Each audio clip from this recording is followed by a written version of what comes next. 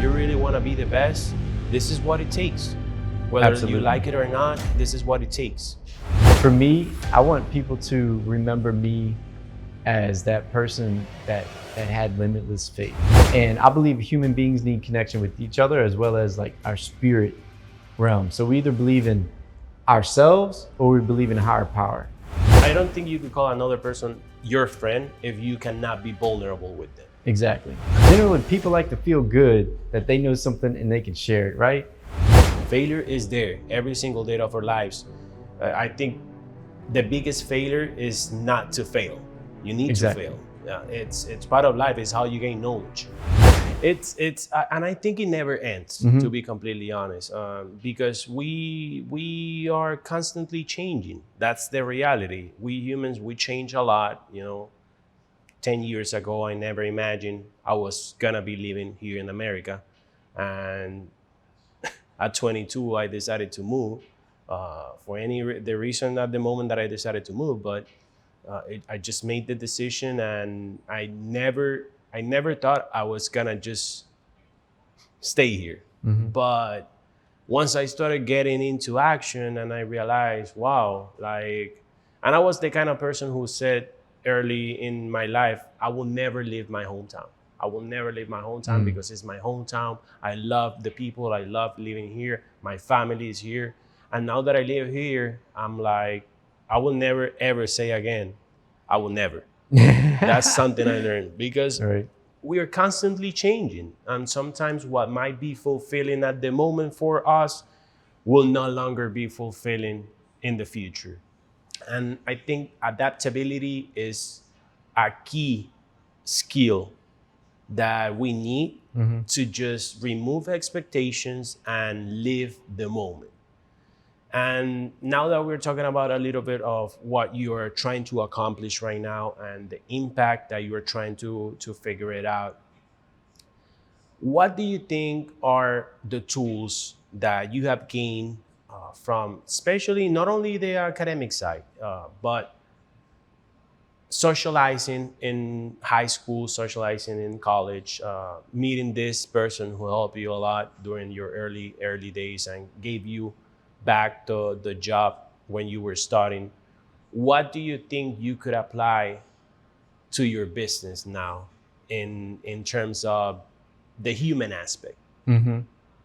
Reach out. Reach out. There's somebody else that's doing something related to my business. So instead of me recreating every part of it, it's better for me to reach out.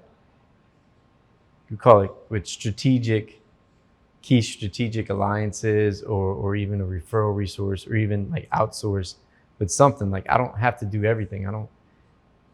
There's a cost benefit to everything, right? But I don't have to go and create my website. I don't have to maybe do some of the like data entry, smaller stuff. But really is just to use everybody, because everybody wants to, in general, people like to share their knowledge in general.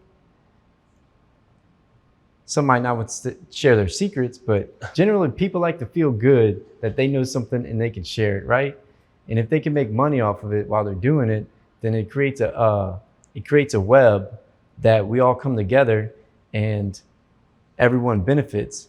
But me as the business owner, my responsibility should be to focus on that one little thing that really I'm delivering. Either it's a little bit different of a service, or it's something that's going to impact. And by focusing on that little thing becomes the best little thing ever. Exactly.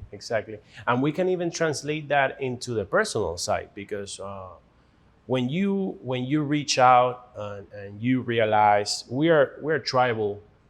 Humans are tribal creatures. You know what I mean? We always seek for, not, I wouldn't say validation, but we don't like to feel alone. And sometimes in this country, it hits a little bit harder, especially if as an immigrant, it's a little bit different from your side because you might have some family here. But even though you live here in Miami and you might have some family somewhere else, sometimes we feel alone. And when you reach out and you realize there are some people that they are interested in hearing you and letting you know their feedback or letting you know their experiences, and you start gaining a little bit of knowledge from everybody else, and you start acquiring some skill sets and tools that will help you, even though they're not the same situation. I think they help you approach whatever you might be facing at the moment. And I believe that applies on the professional and the personal side as well.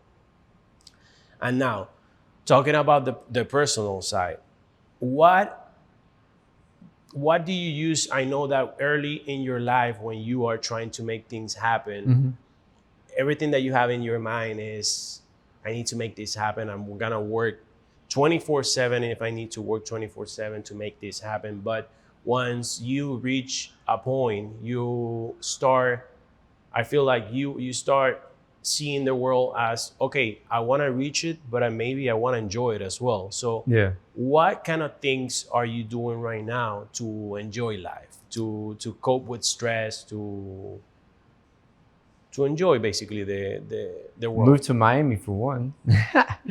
So Miami has the more sunny days than where I'm from, less cloudy days. So now my winters are a little better and it's warmer. I like the warm and I love the water. So that's one thing really is I moved to Southeast Florida. I love it down here, and the culture and diversity, and there's more things to do. Other than that, on a day-to-day, to enjoy life, honestly, I try to take those little moments of, I exercise routinely, but when I'm on my jogs, I'm jogging and I just focus on that. And I let my mind wander. I don't think about work or my to-do or anything else. And when I let my mind wander and jog, I get to explore like the cool, like I might see an image or a photo inside of a building, or I might see a person that seems engaging. I might engage with them and talk. And that kind of helps me to break from the focus and especially on Sundays, I'll go to church, and right after church, I plan nothing. Sometimes I try to lose my car where I parked it. I'll park it somewhere and just walk around the city and go wherever I feel like going. Just let my mind wander. And that's how I learned to enjoy life. That's how my mind gets stimulated, more of the adventurous side than the planning side. So I got to give it that Curious George type of wandering aimlessly, or not aimlessly, but just wandering for no reason with nothing to do except enjoy. And allowing yourself to let your thoughts play some time in your head. I feel like we are currently living in a world full of distractions. We have a lot of distractions, and you could see kids nowadays, the newer generations, who are easily distracted. They don't know who they are. They're struggling to focus.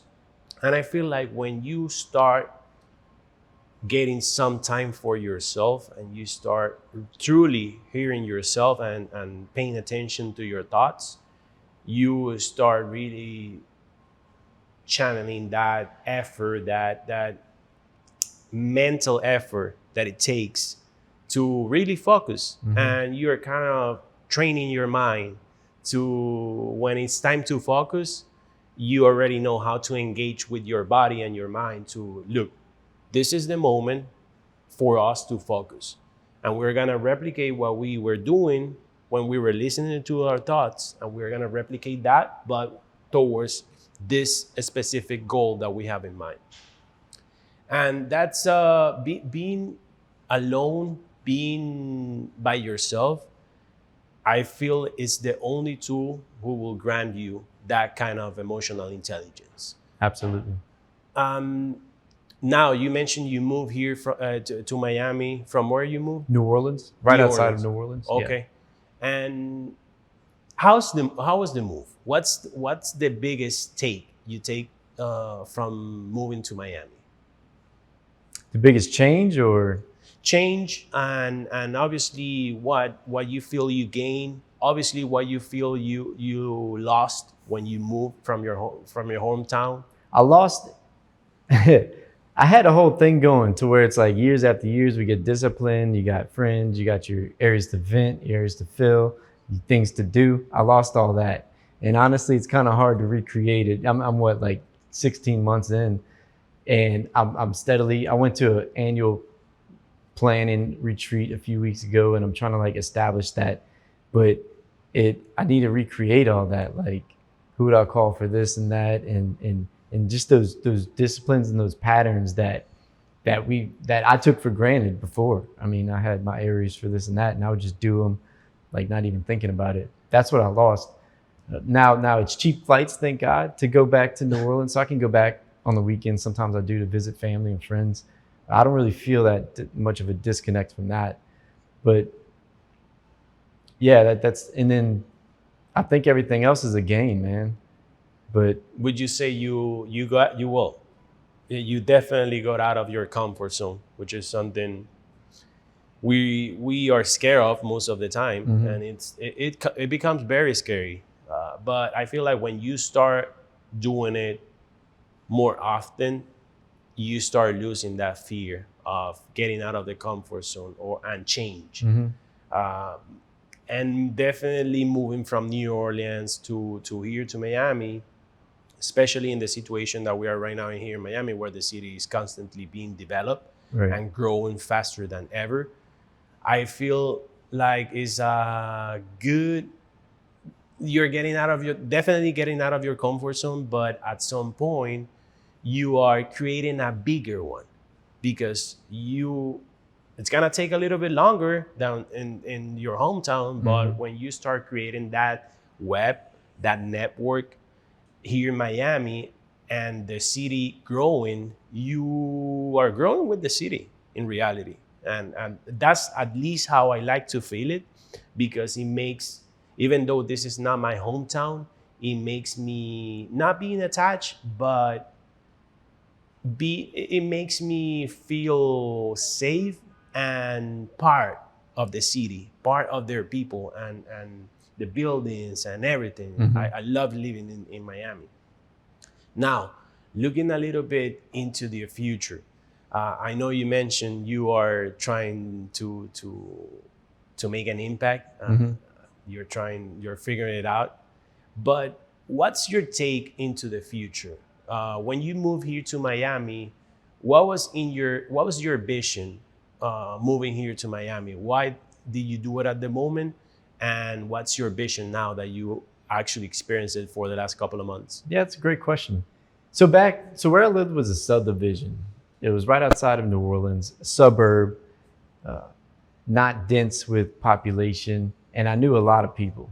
And I was in accounting and real estate on the side, and I had a piece of commercial property, and I was thinking on what to put there. And I called my friend in Atlanta from college, who lived in Atlanta, and he said, "Hey, I'm gonna send you this report." So he sent me this report, and it was CoStar, and I never knew about CoStar. And when he sent it to me, I just fell in love, and the light bulb clicked. I said, "This is the data that I need. This is the data. It has all the answers." And the light bulb clicked. It's like, why am I even doing? I questioned everything in my life. Why do I live where I live? Like, I'm capping out in the city, and like, why am I even here? And why don't I do real estate full time? Like, that's really what I want to do. It was my ultimate vision in the accounting firm, was to get me there. That's what I was moving towards. But why not just go for it full time and just be full hearted for what I love to do, and just merge everything, and not have a job for a job and a passion for a passion on the side that's secondary to my job.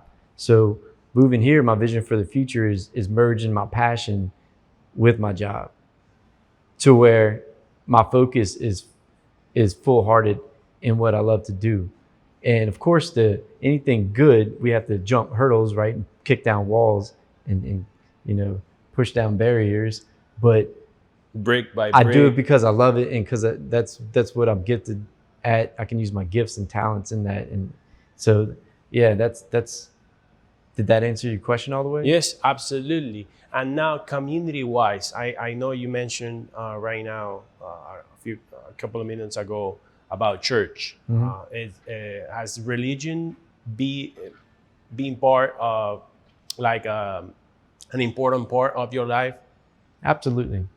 Do you feel like religion is helping you create that new comfort zone here in Miami? It has given you some space for you to not feel lonely, not feel that you're missing everything that you had in your hometown? Absolutely. So all humans need connection, human beings.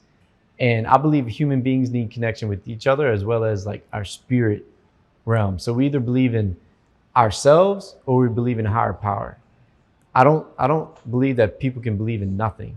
So by believing in a higher power, whatever higher power we choose to believe in, that's where, for me personally, that's where I get like my core energy from, is that in the human, the fact that there's a place I can go to connect with my higher power and human beings, and we're all like-minded. That's where, yeah, it's kind of like my anchor zone of something I should do routinely to recharge myself and get anchored for sure.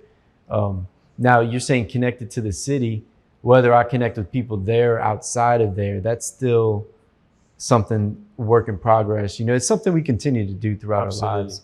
Yes. What kind of communities are, other than church, are you looking forward to participate on? I know we met in some art events and art/charity events, but I wonder what other kind of communities do you like? That's a great question, because we all have a career and a personal life, right?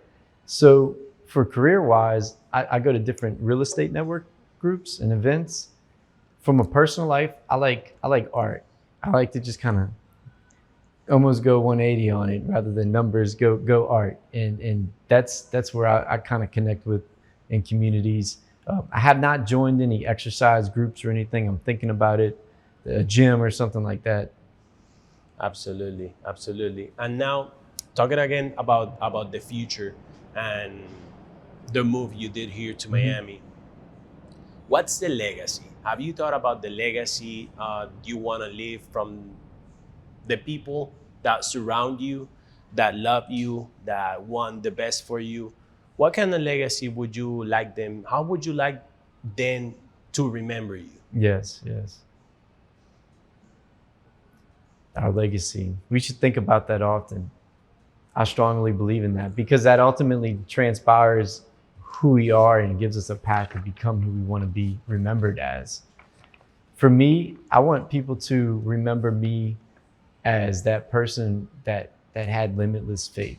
Like, because I want to give that positive mindset and that ability to actually get to where they want to go by seeing what I've done for my life. So what I do, one of my mantras is live a life with no limits. Okay. Because I believe all things are possible, as long as, you know, our spirit man's good and our mind's there, and we put people around us, and anything's possible.